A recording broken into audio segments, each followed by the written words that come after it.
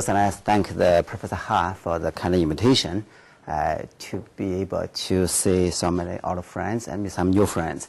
So I changed my title a little bit because I'm tired of giving the same talk. I just gave that talk in Benfer.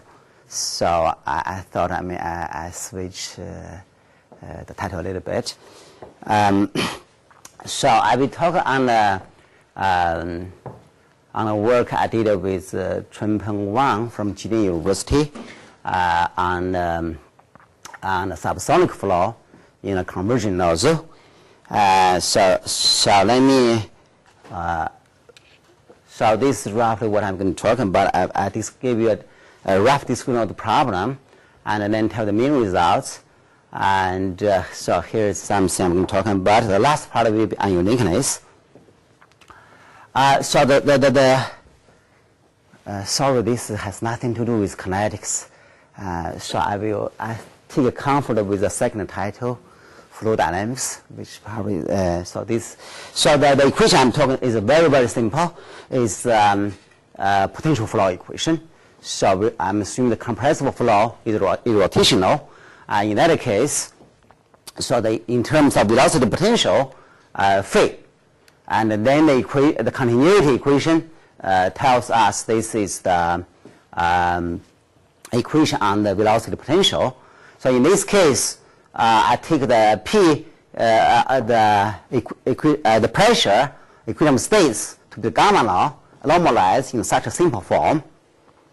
And in that case, Blue's law can be simplified. The Blue law tells you that the relation between the density and the speed is given by such a simple relation. Okay, so this is just Blue's law, and so this is true when the q is the speed square is less than this thing. Actually, the q less than take the square root of this guy, so the maximal speed. Okay, and then you can define the Sundance speed. Okay, the local Sundance speed is given in this case by such a simple formula. Okay, so everything is set up in a very simple situation. So in this case, the normalization of what I presented here, that's simply to make sure that there's a critical Sundance speed, which can computable, only depends on the gas exponents. Okay, it's a constant speed. And the nice thing about this critical Sundance speed is that you compare in general case, we define the supersonic, subsonic on the by Mach number. Mach number, you compare the speed of the fluids with the local Sundance speed. But with this critical Sundance speed, you just have to compare with the speed with constant speed. Okay? So therefore, subsonic, if this is true, and supersonic, and if this is true, and sonic means that the speed equal to this constant critical number. And so this is one of the interesting change type equations, because for this potential flow model, the subsonic is a purely elliptic equation. It's quasi-linear. And the supersonic part is a purely hyperbolic equation. And the sonic line is interesting because it's a degeneracy. And from the subsonic to sonic is a degenerate elliptic equation. And from the supersonic to subsonic, you change from the straight hyperbolic into a non-straight hyperbolic. Not only non-straight hyperbolic, you can show the Chinese space reduced dimensions.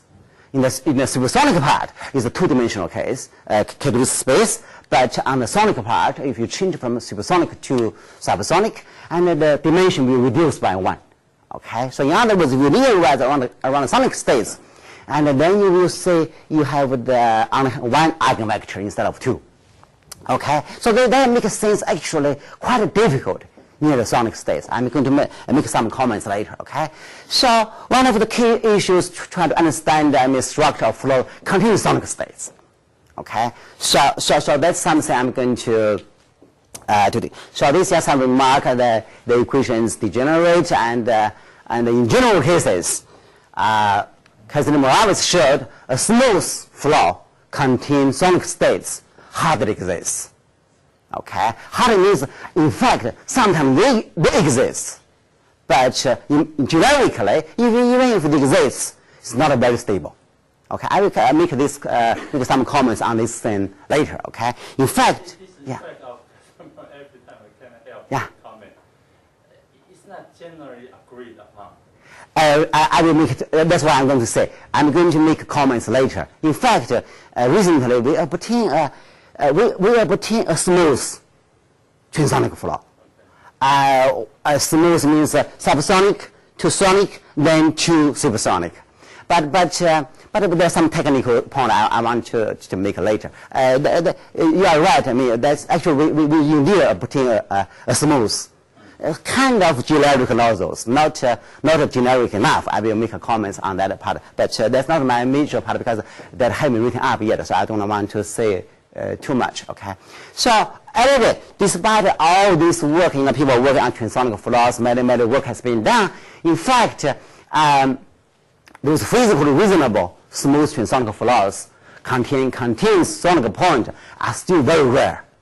Okay. If you look at all the smooth transonic flows, the only one which for sure is so-called accelerating flow, given by first in two-dimensional case, you do the hot graph transformation, you obtain linearized equation, you find special solutions for that linearized equation, you obtain a so-called accelerating flow. And that's the only flow so far you can drive the airplane from the subsonic to smooth sonic, then to supersonic. Unfortunately, with this hot graph transformation, there is one thing which the boundary condition is very complicated. So it's not clear this class of this you can find in the Kusumi's book, but the question is not clear what is the boundary condition physical for this class of accelerating transonic flows. Okay, so this problem is still. Is not well understood. So questions. So we want to address is are the continuous transonic flows for some physical boundary conditions. Sometimes we can put a hand on some boundary conditions which really make a physical sense. Okay. First, something I want to work on. So there are two things I want to mention today. Major thing I'm going to work on the subsonic sonic part. But I also, as I mentioned, just I will make a little bit comments that on the recent thing that we're working on. We obtain some kind of for a class of de Laval nozzles, we obtain a smooth subsonic, sonic, supersonic flow. But that one only in the divergent part, the supersonic part, we are obtain local theory. Okay, so I will come to that point later. So my concentration is on this subsonic part. Okay, so the specific problem I'm going to consider the following. That is, I consider just a very special nozzle. It's a straight conversion. Okay, you can think this is part of a cone, if you like. Okay. And the entrance of the nozzle is a small provision of the arc. Okay, I want to set up the problems of which can be done physically. So what I want to do is that so this is a straight part, this is a straight part, and if you can continue, then this guy might meet at some point. So the angle, the open angle, half of that I call theta 0. Okay, and so this entrance is just a curve going by x equals to gy. In this way, okay. To remove these difficulties with color points or everything, I just ask this guy's perpendicular here, okay. So I avoid all the technical difficulty, which is not essential, okay. So this is a nozzle I'm going to study. The flow I'm going to want to specify is the following. So I consider flow moving in. But you cannot specify, because this is an elliptic problem, you cannot specify everything. What I'm going to specify following. I specify the flow, the angle, how the flow coming into the exit. For example, you can assume the flow coming in perpendicular to the entrance. Okay, the flow angle is specified. Second thing I specify is the total flux. Okay, the mass flux is specified on the incoming flow. Then on the nozzle wall, assuming no flow is solid, okay, no flow coming in, coming out. Okay, so my question is there a because the flow is convergent, the subsonic flow will speed up. Okay? So at some stage, you might think that the flow will reach sonic. Okay? The question is where this guy will reach sonic is a free boundary, because actually at the beginning I was thinking that give me some flow and looking for that solutions. It turns out it's overdetermined. Okay? So therefore then I let this curve where the flow becomes sonic become a free boundary. Okay? So therefore I'm looking for giving the mass flux incoming and giving the flow angle on the entrance and no flow boundary condition on the nozzle wall, and where I can find a curve S which is free, which we don't know in advance, then the flow becomes away from this guy subsonic and reach sonic on this curve. Okay? So that's my problem. So let me repeat. So my problem, looking for continuous subsonic flow into the unit gamma perpendicularly, we just for simplicity, actually you don't have to be perpendicular, but give any flow angle specified on. And with a given mass flux M0, which becomes sonic somewhere at the nozzle. Okay, that's my problem. Okay, the reason I want to study, because eventually I want to be able to find subsonic that match with supersonic flows to obtain at least in some class the smooth subsonic, sonic, and supersonic flow. And then we want to see if there are shocks. Then I want to see shocks only in the supersonic regime instead of here. Okay. Okay. Yes. Just going back to Morris's thing. Yeah. She has a different setting, right? It's very different. Yeah. It's very different. Yeah. Just to be fair to her. Yeah. It's very different. But actually, I mean, her theory somehow can be applied to here also, to some extent. Yeah. To some extent. And so the reason is that the Xin extension proves that if you perturb the physical nozzle geometry, then you will see instability. But here the nozzle, as you will see, has very, very strict. If the nozzle shape change slightly, there real essential different phenomena, as we will say. Okay. In fact, Morris theory doesn't apply even to the quasi-Wending model. This one has a very close relation with quasi-Wending model, which you know very well.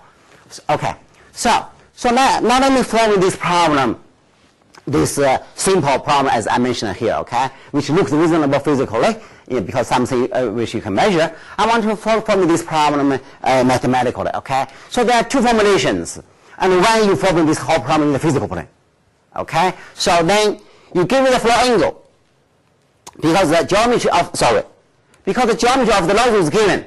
So if the flow angle is given, then if you ask the flow is perpendicular, then you can compute then the flow angle and the geometry of the entrance can be given in this way. That's just a simple computation. There's nothing true.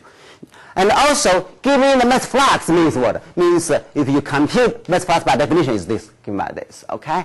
And so giving M0 means in terms of flow angle, in terms of the given geometry of the entrance, and then in terms of the velocity of the feed is given. So it's a non-local boundary condition you put on the potential. Okay, and then see, because I assume for simplification that the flow angle is perpendicular to the entrance. In this case, which actually can show, which means nothing but the flow is the flow is parallel to the normal of the entrance. So therefore, phi must be a constant. Phi is the potential normalized such that phi at the beginning on the entrance is 0. This is nothing new. Okay. So then the free boundary, the sonic curve is going by this formula. Okay. We are looking for this guy. It's unknown. Okay.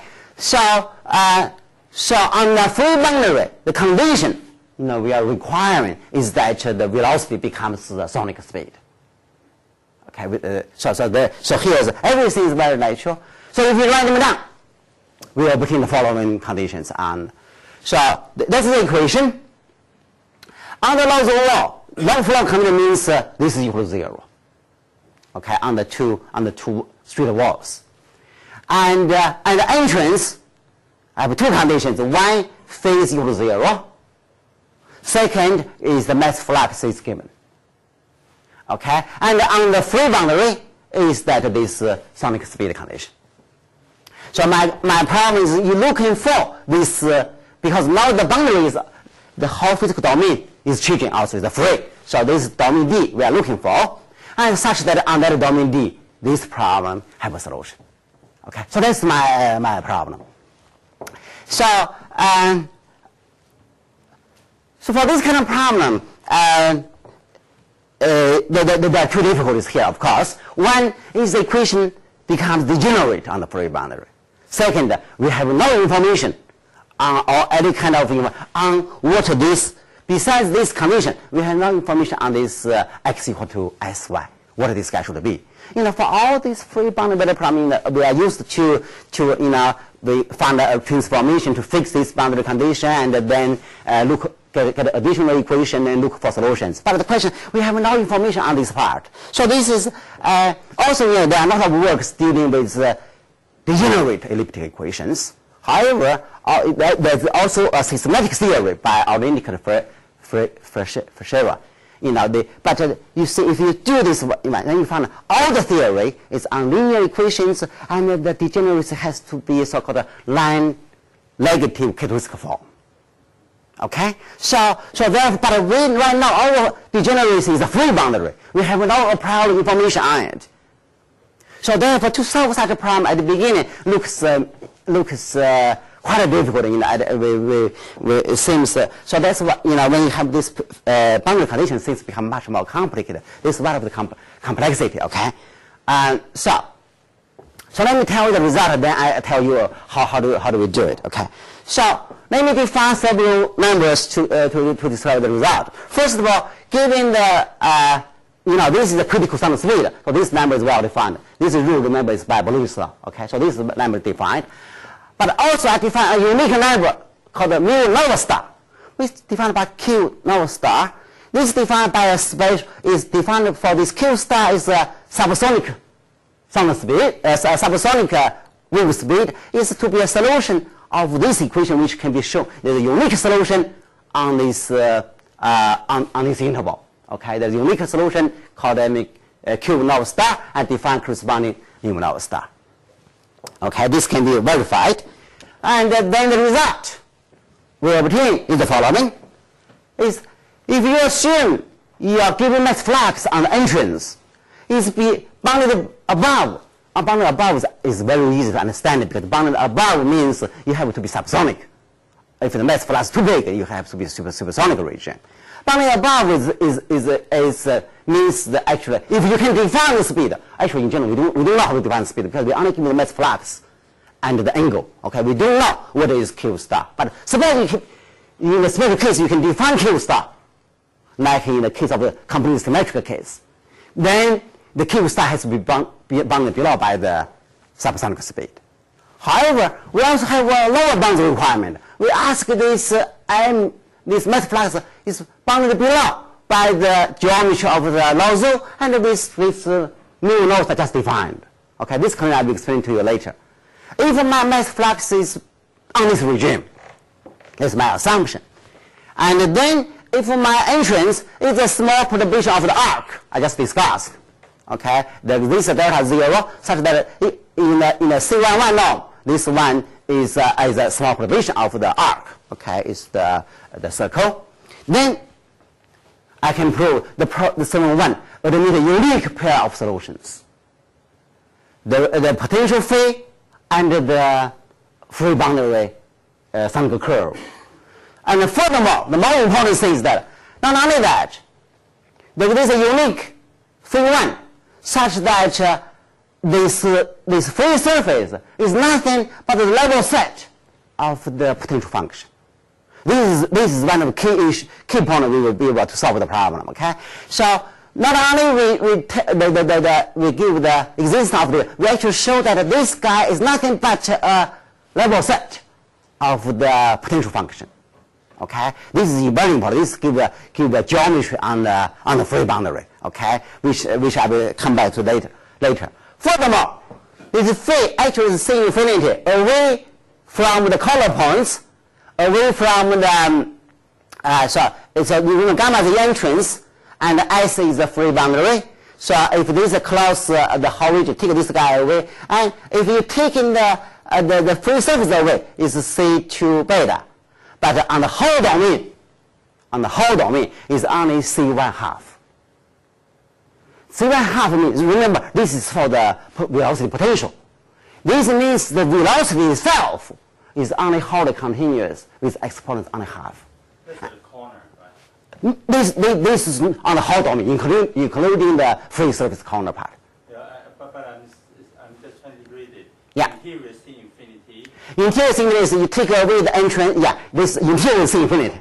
So this means on the if you only take away the free surface, it actually is C2 beta. It's also pretty good. Taking away free surface. Yeah. So it means the entrance is 2 beta. Yeah, that's right. So entrance, because I asked the perpendicular, I remove all the beta things. So the real why the rate reduced is due to the free surface.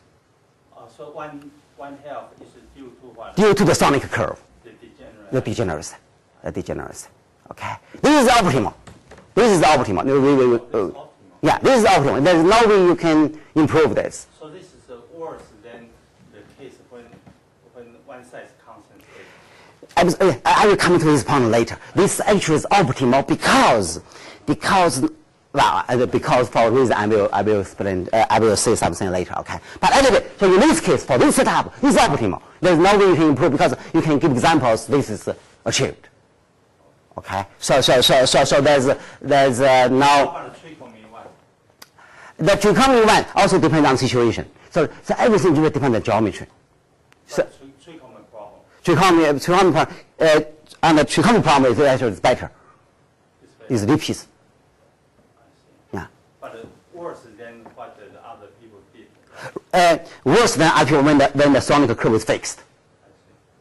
When worse, for this shock reflection problem, you also have sonic lines, but actually you obtain much better regularity near the sonic line than this one. Yeah. Trichotomy is better than Yeah, this. that's right. Yeah. Okay. So the A, you remember the A is what I defined before. The A itself, this quantity actually is repeats. Okay. The phi itself, the U itself is bad, but this function is repeats. Okay, repeats continuous. Okay. So the key point is that the key point is that the sonic curve, it is a level set of the potential function. This is the most important thing for our analysis. Okay, and the solution in this class is unique, and the regularity I said is optimal because. So this class ensures the flow speed is smooth everywhere except at the sonic curve, where the speed is wholly continuous, but the acceleration is blows up. We have to show that acceleration actually is blow up with negative exponents, half. Okay. So the well position is actually is a consequence of the structural stability of a class of symmetric subsonic. Means if the entrance is the piece of arc, then I will obtain a special class of solutions. Yes. Zhouping, how about quasi one-dimensional one? Is this 1 and 1/2? Yes. Yes. Exactly. Exactly. So actually, this symmetric, exactly quasi-linear one.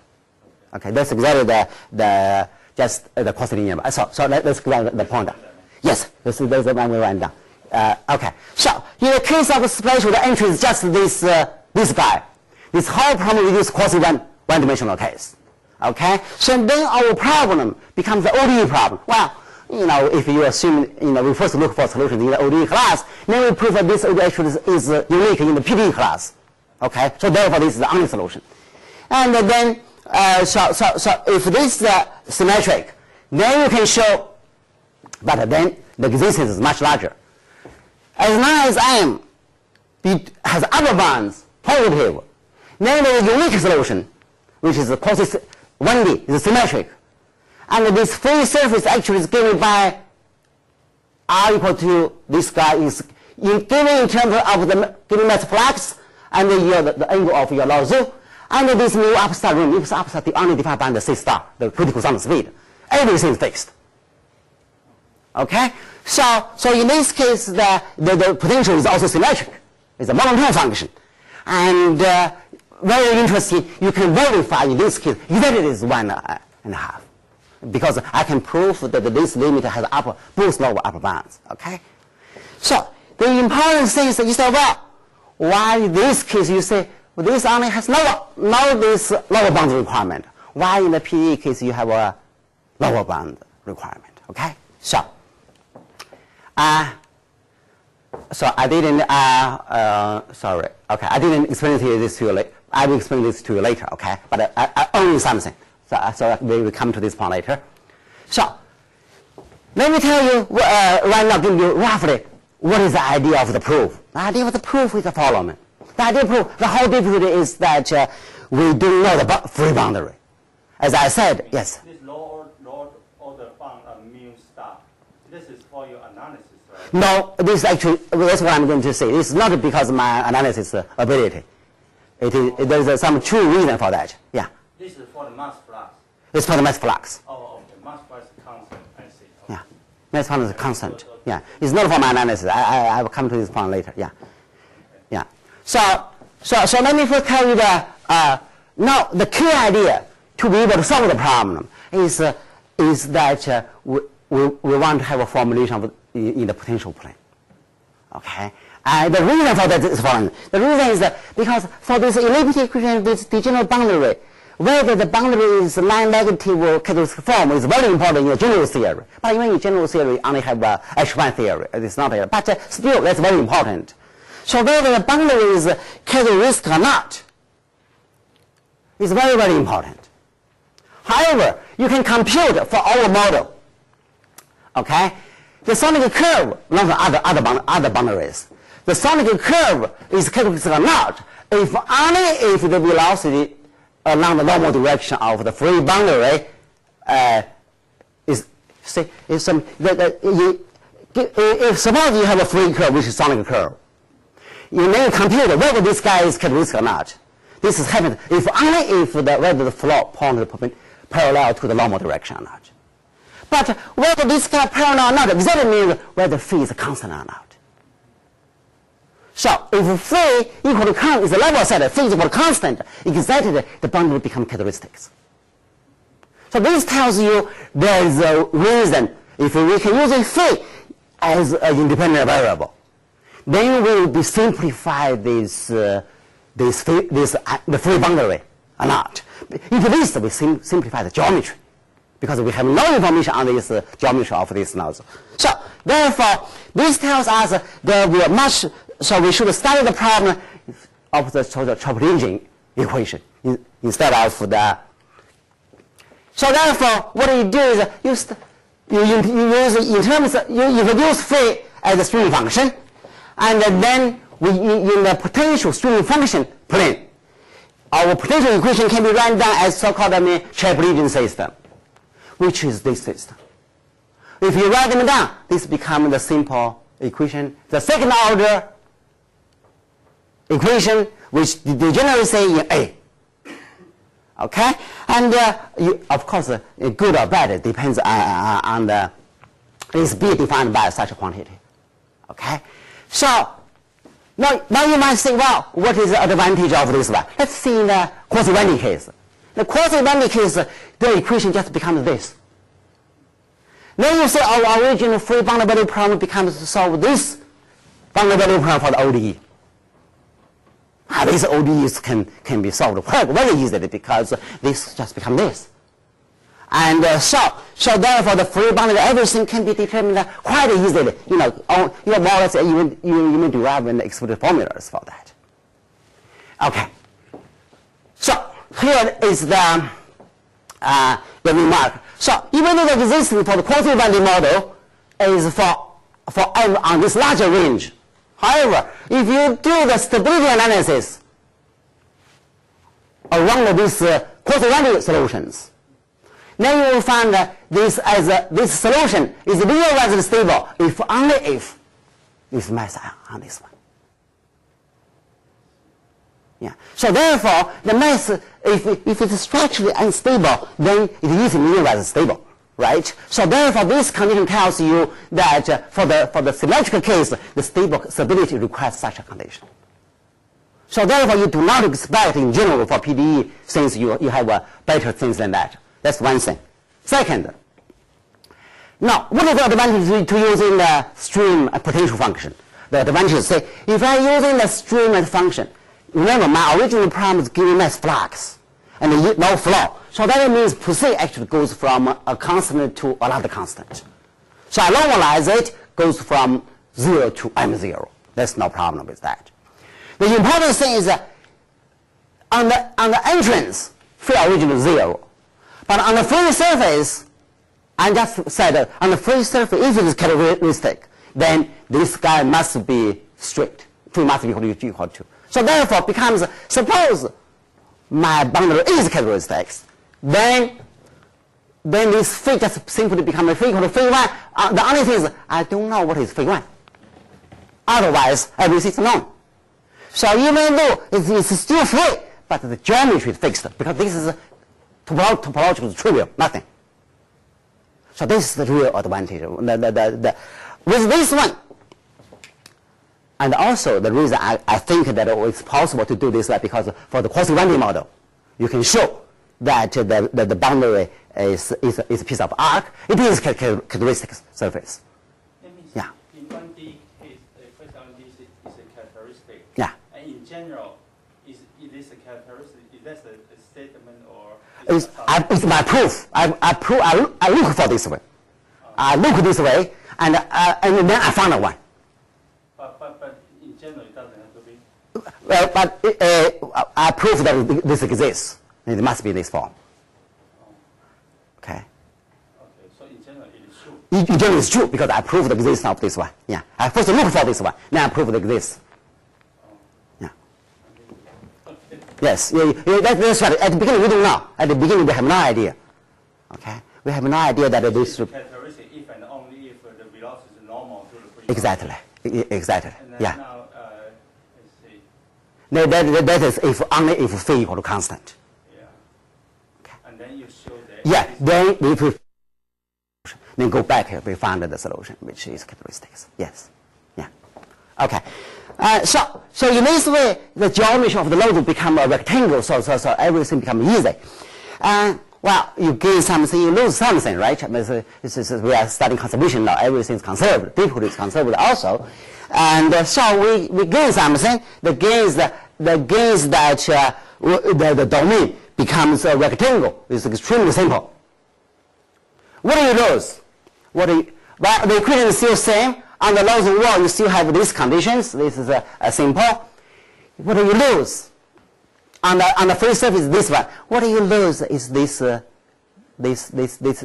stupid part. Because, this is always true when you have this kind of transformation, change physical variables. And your original very simple boundary condition becomes a very complicated nonlinear, non-local condition because the stream functions are unknown. You use this guy as a variable. And so this boundary condition on the entrance becomes nonlinear because everything involves the unknowns. And it becomes non-local because this psi is a stream function. It depends on the solution, which you do not know in advance. Okay? So let me tell you, you can see why it's non-local. Because this psi, here this y, inverse psi, is the inverse function of this guy. And this guy is exactly different. If you have a given velocity, the way you define stream function, you define it this way. Okay, this quantity itself is an integral operator, it's a non-local operator. Okay, so the involves the solution itself, and the involve. So therefore, and you said a big deal. When we do fixed point theory, we just linearize everything. I mean, whether it's local or non-local depends how do you linearize it. What's the big deal? And the important thing is that the important thing, so okay, so let me just remark on this problem. Okay, the equation, the boundary condition, besides except the other things, this thing, the 37, this non-linear non-boundary, I claim is one of the major difficulty. The reason why, okay. Well, you say linearization, but if it degenerates, then you're trouble. We have for us, major thing is this part. This is the real difficult part. Okay, yeah. Okay, so first of all, this one still is the degenerate. After you do this, of course, you change the coordinates, you never change the degeneracy, right? So it's still degenerate free boundary value problem. However, the good thing is that the boundary is given now. The boundary is free, but the geometry is simple now. And furthermore, the boundary is always characteristic. This is the most important part, okay? This is the main reason we can carry out an analysis. And the boundary is completely non-local. This is the most important thing is this. If you try to linearize the boundary condition, try to see the linearized operator, it turns out this quantity is exactly less than 0. And then if you linearize around this symmetrical flow, you find that this exactly has a one sign for we apply maximum principle. This is a second order elliptic equation, right? You might expect you have a maximum principle, everything. But with this boundary condition, if you linearize around the given symmetrical flow, exactly have a one sign. So the linearizer operator around the symmetrical flow exactly give you the wrong condition. You cannot use for this one, the standard iteration based on linearized scheme doesn't work. Okay, so you cannot do it. So one of our difficulties is how do we overcome such a thing? Okay, we still want to use the ratio or whatever, but the question is how do you try to avoid this one? Okay, so let me, how much time do I have? You have 9 minutes. 9 minutes, okay, good. That's enough. Okay. Maybe a little less, but I'll be typing asked a lot of questions. 9 minutes. Okay, so let me just tell you roughly how do we do this problem, okay? And so what we do is that we want to do a standard shorter theorem, okay? And so we define first we define the space for the entrance, okay, which is a standard one. And then what we are going to do? In fact, even though our original problem is giving the flow angle on entrance, giving the mass flux, what we are going to do is we are going to do the iteration. We are going to do the giving on the entrance the speed. So for the speed on the entrance, we are going to do the iteration. Okay? So therefore, I'm going to give you the speed, which is the original symmetrical solution's observation. Okay? But this guy has to satisfy the constraint. Okay? So what we're going to do is so our scheme is the following. Instead of giving this flow field and everything, what we're going to do is we give me the speed on the entrance belongs to the space defined on this sigma but certified additional constraint. This is given.